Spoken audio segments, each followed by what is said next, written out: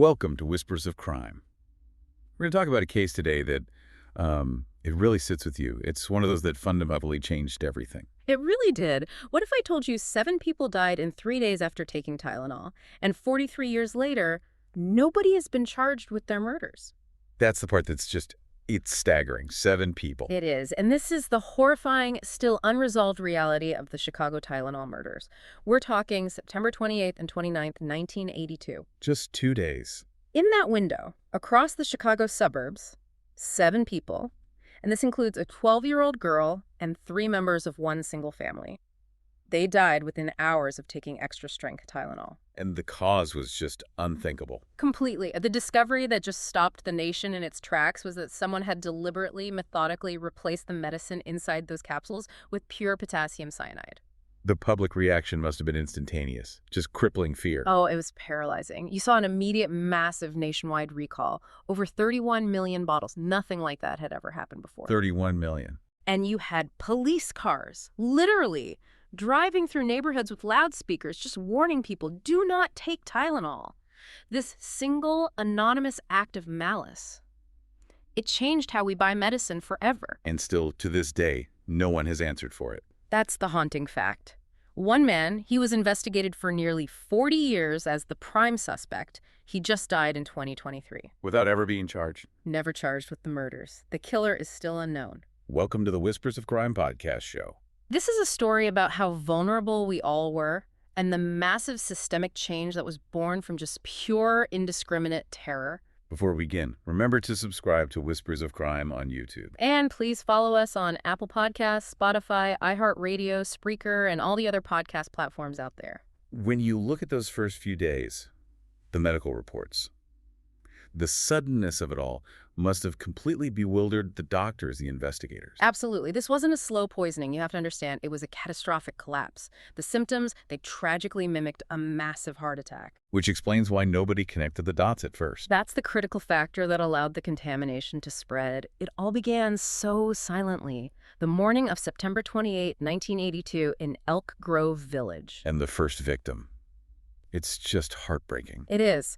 Our first victim was 12-year-old Mary Kellerman. She had a common childhood cold, a sore throat, a runny nose. Her parents did what any parent would do. They gave her an extra-strength Tylenol. A completely routine parental act of just trying to make your kid feel better. Exactly. But by 7 a.m. the next morning, September 29th, Mary was found collapsed on the bathroom floor. She was rushed to the hospital, but she was already gone. Just like that. The dosage was so overwhelming that her system just shut down almost instantly, for a family, I mean. How do you process that? An inexplicable, sudden devastation. How does a trusted, over-the-counter remedy lead to such a violent end for a child? So at that point, the medical examiners, they must have been completely lost. They're looking for some kind of undiagnosed heart condition, a neurological event. Yeah. Anything but the Tylenol. They were. And that confusion, that's what explains why the poison claimed a second victim later that very same day, September 29th. Okay. 27-year-old postal worker Adam Janus from Arlington Heights. He also collapsed and died shortly after taking Tylenol.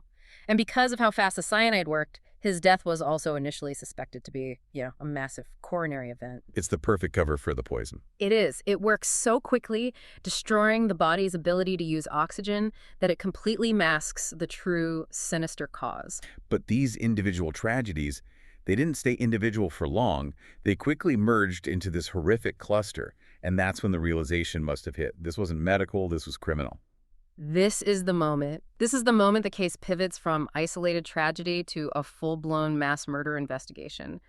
After Adam Janus died, his brother Stanley, who was 25, and Stanley's wife Teresa, only 19 years old, they rushed to Adam's home. To console the family. Right, to offer comfort, to be with their family. A profound gesture of support. In a gesture that led them straight into the same trap. Precisely.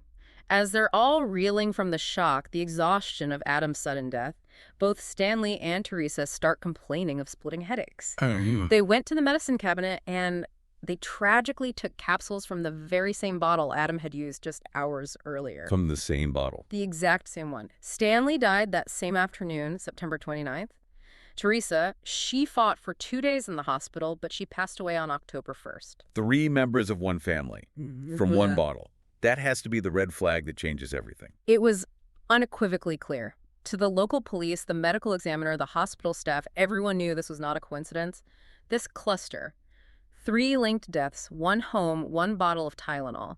It pointed directly to poisoning. And there was one person who made the connection first, right? Yes, and it's a breakthrough moment that often goes unheralded. An alert nurse at Northwest Community Hospital named Helen Jensen, she was the one who connected the rapid, unexplained deaths to that Tylenol bottle from the Janus home. She immediately called the authorities. Her quick thinking probably saved countless lives. So what were they looking for, medically? How did they finally confirm it was poison and not a heart attack? Well, cyanide poisoning creates a very distinct, though sometimes hard to detect, clinical picture. It blocks cellular respiration, so it essentially starves your cells of oxygen even while you're breathing. So you're suffocating from the inside out. That's a good way to put it. Sometimes there's a telltale bitter almond smell, but not everyone can detect that. The key was the chemical analysis of the capsules themselves. Right. They were quickly confirmed to contain potassium cyanide, and the contamination it was absolute. Forensics estimated each capsule had about 65 milligrams of cyanide. And how much is a fatal dose? About a third of that. So these capsules contained 3 times the amount needed to kill an average adult. The killer's intent was total and immediate lethality. So the contamination was fast-acting, concentrated, and it was already out there. The terror didn't stop with the Janus family. No, not at all. The scale of the attack was much broader, which suggests a really meticulous, terrifying plan to maximize random exposure. Within that same 48-hour window, September 29th and 30th, 3 more deaths were reported. Who were they? There was Mary Reiner. She was 27, a new mother from Winfield, Illinois. She'd just given birth to her 4th child. Oh, that's awful. Then there was Mary McFarland, 35, a worker from Elmhurst. And finally, Paula Prince, 35. She was a United Airlines flight attendant, found dead in her Chicago apartment on October 1st. 7 victims in total, and they're scattered all over the metropolitan area. What did that geographic spread tell investigators about the killer's method? That spread was crucial. You have Elk Grove Village, Arlington Heights, Elmhurst, Winfield, and the city of Chicago itself. This meant the tampering didn't happen in one place. It had to be at the retail level. Exactly. It implied a random selection of targets, a widespread danger. It suggested the killer was methodically going into different stores, taking the bottles, and returning them to the shelves for any random person to buy. It was localized, but widely dispersed terrorism. And in the case of Paula Prince, they actually got a piece of physical evidence, didn't they? They did, and it was a crucial early piece. The Chicago Police Department released this grainy surveillance photo. It shows Paula Prince at a Walgreens buying the tampered Tylenol. Wow. And that photo, it validated the whole theory of retail contamination. It gave law enforcement something concrete to focus on. They even suggested a bearded man, seen just a few feet behind her in the photo, could potentially be the killer. They were hoping someone would recognize him. That photo, a mundane task, buying medicine, transformed into a death warrant. It just captures the horrifying breach of trust this killer created. So with the breadth of the contamination becoming clear, the first question had to be where? Did they immediately look at the factories? That was the pivotal question, and it launched this massive investigation. Initially, yes, the focus was all on the manufacturing pipeline, but investigators quickly confirmed something very important. What was that? The tainted capsules, the 8 bottles they eventually recovered, they came from products made at 2 entirely different Johnson & Johnson facilities. One was in Fort Washington, Pennsylvania, and the other was in Round Rock, Texas. And that finding, that was the definitive proof. The company wasn't the source. Exactly. I mean, you have the same contaminant in bottles from 2 separate, secure plants hundreds of miles apart. The tampering could not have happened during manufacturing, so the entire criminal hypothesis shifted. It had to be someone local, taking bottles off the shelf. The culprit, or culprits, had to be doing just that, taking them from retail stores in the Chicago area, opening them, contaminating them, and then quietly putting them back for unsuspecting customers to buy. This kind of localized retail tampering. It was just unprecedented. And the drug itself, the extra-strength Tylenol, was tragically the perfect vehicle for this crime. Absolutely. Its popularity rested on that 2-piece powder-filled gelatin capsule.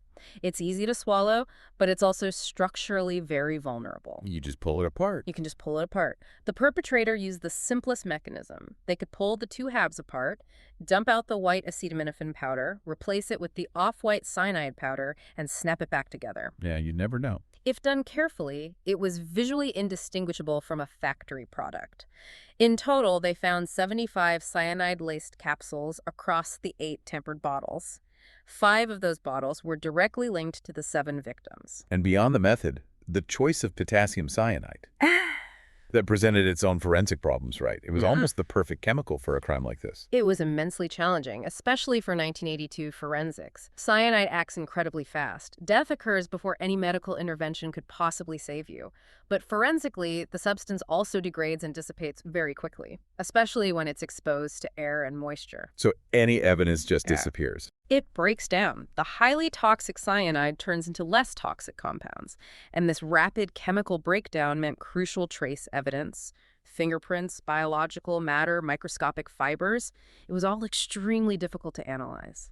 It contributed directly to this feeling that the perpetrator had committed a perfect crime, one designed to leave almost no physical trace. This level of random death forced Johnson & Johnson, the parent company, into what would become one of the most defining moments in corporate history. Their response became the gold standard. It's what they teach in business schools worldwide for ethical crisis management. Jay Nayer realized they were facing a violation of the most fundamental consumer trust, that the medicine you buy is safe. So they chose transparency over profit. Radical transparency. Their first action was immediate and aggressive, that massive nationwide recall of 31 million bottles, and they halted all production of the 2-piece capsules immediately. Now, a cynic might say they had no choice. Their brand was functionally dead otherwise. How much of this was pure ethics versus just savvy self-preservation? It was a calculated risk that became an ethical masterstroke. I mean, that voluntary recall cost the company an estimated $100 million in 1982 dollars. That is a staggering sum. Huge. Tylenol had a 35% share of the U.S. pain reliever market. Overnight, it collapsed to 8%.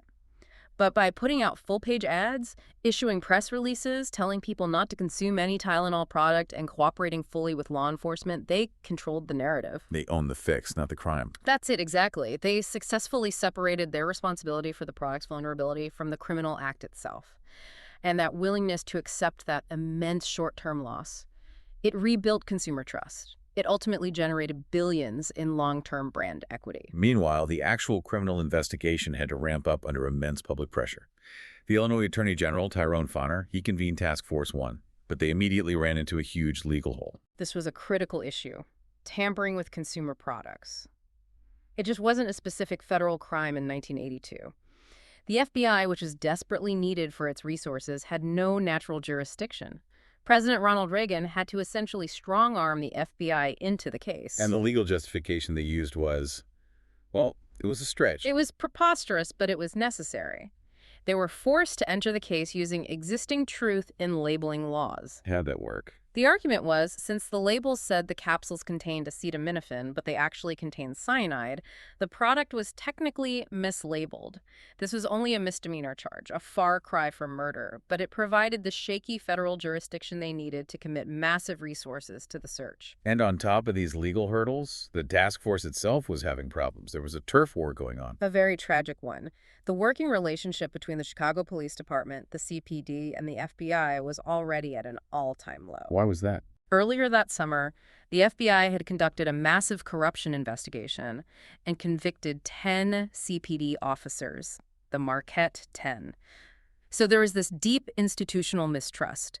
The tension got so bad that the CPD eventually just broke off from the Joint Task Force to pursue its own leads. So you have two separate competing investigations during an active mass murder crisis. That's what was happening. And amidst all this chaos, the FBI turned to a relatively new tool for help: criminal profiling. With the behavioral analysis unit, people like John Douglas, what did they suggest? The profile they developed was crucial. They suggested the killer was likely a man, probably over 30, highly intelligent, meticulous, and organized. Add the reasoning. Well, statistically, mass murder tended to be less personal, more common among male perpetrators. They also speculated he might have a history of abusing animals or past violence, reflecting a need for control. Was there anything else? Any specific details? There was one detail, and it became a bit of an internal joke. Based on their limited data at the time, they suggested the killer might wear a blue suit with a red tie. A blue suit with a red tie. Right. And while that detail was, maybe a little too broad, the core behavioral profile of an organized, attention-seeking individual, that proved very useful later on. Before we get into the suspects, just a reminder to everyone listening. Don't forget to subscribe to Whispers of Crime on YouTube and follow us on Apple Podcasts, Spotify, iHeartRadio, Spreaker, and all major podcast platforms. Like, share, and comment on this episode. Drop your review and rating. Okay, so the forensic trail is going cold. The pressure is mounting. The investigation soon fixes its gaze on two very different men. And the first one? James William Lewis. He didn't need to be found. He actively inserted himself into the crisis. He did. Just days after the murders, Lewis, who was living in New York at the time, sent a typed letter to Johnson & Johnson. In it, he demanded $1 million to stop the killing. A straight-up extortion letter. An extortion letter signed with the name Robert Richardson. But crucially, the letter included specific details about the poisonings that had not yet been released to the public. Details only the killer would know. Or someone very close to the investigation. So after a nationwide manhunt, Lewis and his wife, Leanne, were found, and he was apprehended. But his history made him much more interesting than a simple extortionist. What was in his past? He had a very sophisticated criminal history. He'd been charged with the gruesome 1978 murder and dismemberment of his tax client, Raymond West, back in Kansas City. Wait, he was a murder suspect before this. What happened with those charges? They were dropped on a technicality, a Miranda violation. His thumbprint was on a pulley used to hoist the body. The evidence was strong, but a procedural error meant the case couldn't proceed. Unbelievable. And that, combined with a 1981 conviction for mail fraud, it painted a picture of a calculating criminal who knew how to exploit the system's loopholes. So the big question for the FBI had to be motive. Why would he do this? They had two theories. One was just pure financial extortion. But the second, more personal theory was vengeance. Vengeance against Johnson & Johnson. And what was the basis for that? Investigators found out that Lewis's young daughter, Toni, had died tragically back in 1974 after a heart surgery. The sutures used in that surgery were a product trademarked by Johnson & Johnson. So he blamed the company for his daughter's death. That was the theory, that he believed the sutures had failed and he carried out the poisonings to get revenge, using the fear to extort the company he held responsible. A deeply personal grievance turned into a tool of public terror. But Lewis always denied this, right? He had other explanations. He did. He gave multiple conflicting stories. He claimed the letter was an attempt to frame his wife's former employer, or that it was some kind of satirical protest. But his own timeline betrayed him. How so? When he was first questioned, Lewis claimed he started writing the extortion letter after reading about the murders in the New York Times on October 1st. He said it took him 3 days to write. Okay. But the FBI, using forensic analysis, determined the letter was postmarked on October 1st. Wait, so he mailed it the same day he claims he started writing it? Exactly, which meant he had to have completed the letter, including all those non-public details, and mailed it before the news was even widely known. It was an impossible timeline. That's a smoking gun, isn't it? It implies he knew what was happening before anyone else did. It was the linchpin of the circumstantial case against him, and his strange behavior continued long after he was convicted for the extortion, for which he served about 12 years. He seemed to love the attention. The cat-and-mouse game. A constant cat-and-mouse game. He would reach out to investigators from prison, offering to help solve the Tylenol murders. He sent them these bizarre, detailed drawings and manuscripts on how the contamination could have happened. And this game continued for decades, right? It led to a major undercover sting operation. That's right. Between 2007 and 2009, the FBI launched a renewed operation. An agent spoke frequently with Lewis. During one secret filming session, Lewis was tracked walking to the exact store shelf where one of the poisoned bottles had been sold. And the surveillance footage reportedly showed him displaying this immense, almost manic excitement. He allegedly told the agent he hadn't been that excited since meeting his birth mother. So you have the motive, the criminal history, the impossible timeline, the obsession with the case. It sounds completely solid. Why was he never charged with the murders? It all came down to the science. Despite this mountain of circumstantial evidence and the FBI's strong belief they had their man, the physical evidence just wasn't there. The DNA. The DNA. In 2010, they collected samples from Lewis and his wife. The DNA that was recovered from the tainted bottles did not match his profile. So after all that, Yeah. nothing. Science didn't back it up. And without that definitive physical evidence, prosecutors just couldn't risk a trial for murder. Lewis died in July 2023, age 76. He was the prime suspect until the end, but he was never charged. So as the FBI was all in on Leas, the Chicago Police Department, they were running their parallel investigation. They had their own guy, right? Yeah, they did. The CPD was focused on a man named Roger Arnold. He was a dock worker at a Jewel-Osco, and he came to their attention from a tip from a local bar owner. The owner said Arnold was acting erratically and claiming to have cyanide after his marriage fell apart. And what did they find when they investigated him? A search of his home turned up some highly suspicious things. They found unregistered weapons, chemical catalogs, and critically, a copy of the poor man's James Bond. The infamous instruction manual. The infamous manual, and his copy had instructions on how to make potassium cyanide, and then there were all these circumstantial links. He worked near the father of one of the victims, Mary Reiner. His wife had been treated at a hospital just across from the store where Reiner bought her pills. It's compelling, but it's circumstantial. But the pursuit of Roger Arnold, it resulted in another completely separate tragedy. It did, and it shows the collateral damage of this case. Arnold was questioned but released. His name was leaked to the media, and he became consumed with rage. He was fixated on getting revenge against the bar owner who he thought had tipped off the police. Marty Sinclair. Right. So in June of 1983, Arnold waited outside a bar intending to shoot Sinclair. But in a tragic case of mistaken identity, he shot and killed the wrong man. John Stanisha. John Stanisha, a 46-year-old computer consultant, a father of 3. He had absolutely zero connection to the Tylenol case. He's often called the 8th Tylenol victim. His death was a direct, devastating consequence of the investigation and the killer's effect on Arnold's mental state. It was. Arnold was convicted of Stanisha's murder and served 15 years. He died in 2008. And just like they did with Lewis, investigators exhumed his body in 2010 for DNA testing. Yeah. His DNA also did not match the samples from the bottles, so the 2 men who faced the most intense scrutiny were both, in the end, forensically ruled out. So with the 2 main suspects cleared by DNA, did the investigation look anywhere else? At other high-profile criminals of the era? They had to, mainly to cover all their bases. For instance, the task force investigated if the Unabomber, Ted Kaczynski, could have been involved. What was the connection there? Well, Kaczynski's early crimes were in the Chicago area, and his parents still had a home there in 1982.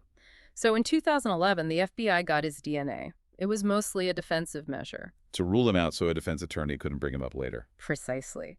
Kaczynski denied ever possessing cyanide, and sure enough, his DNA didn't match the samples on the bottles. And the threat didn't just disappear after 1982.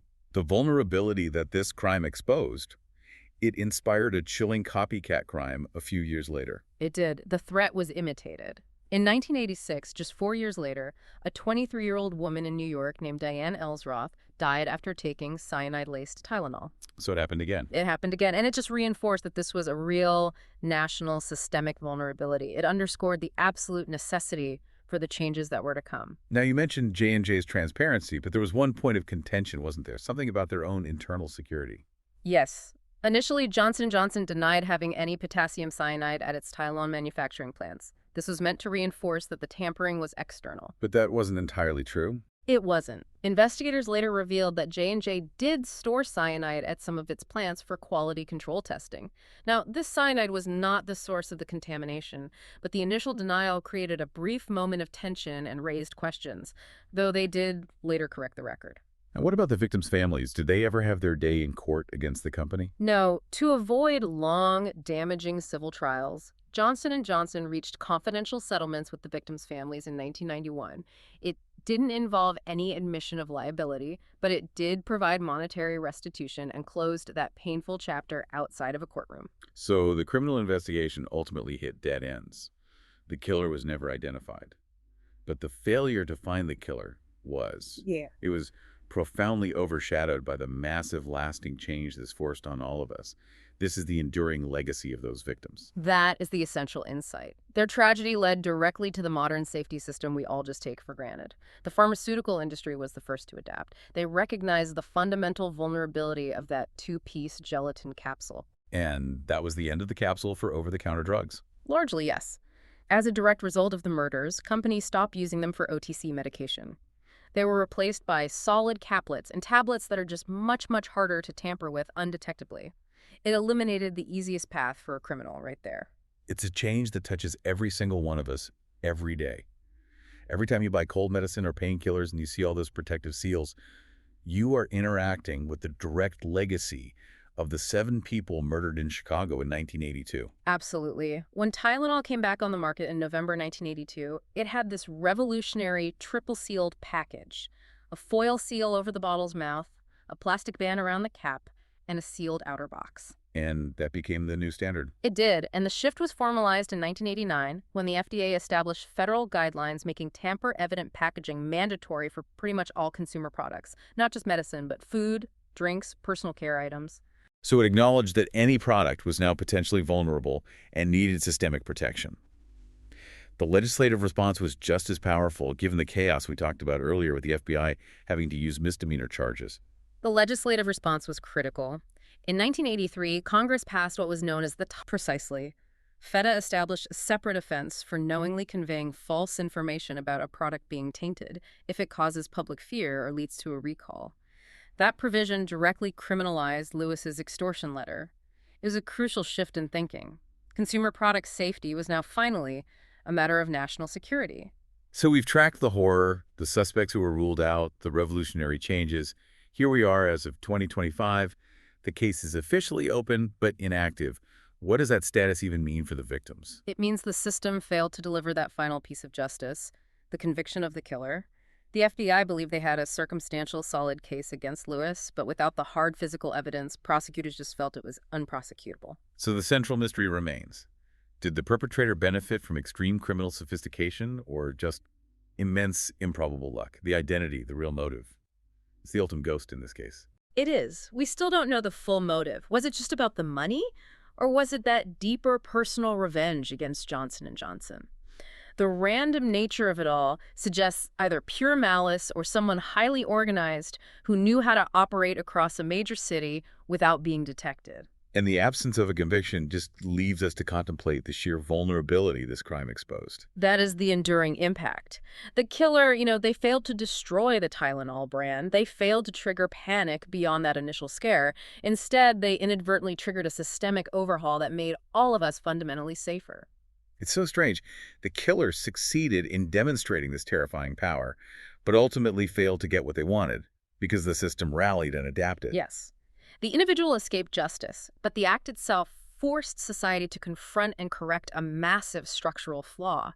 It ensured that a tragedy of this kind, while still possible, is dramatically more difficult to pull off today. It's a critical marker in history. The day we lost our ability to blindly trust what's in the package, and the day our systems were forced to evolve. That is the ultimate legacy. The law caught up to the crime, making it a federal priority with severe penalties, even though the person responsible for that original heinous act successfully got away. We have to end by remembering the profound human loss at the heart of this. The legislative changes can't overshadow the lives that were stolen. We remember 12-year-old Mary Kellerman. We remember Adam Janus and the double tragedy of his brother Stanley and his wife Teresa. We remember Mary McFarland, Paula Prince, and Mary Reiner.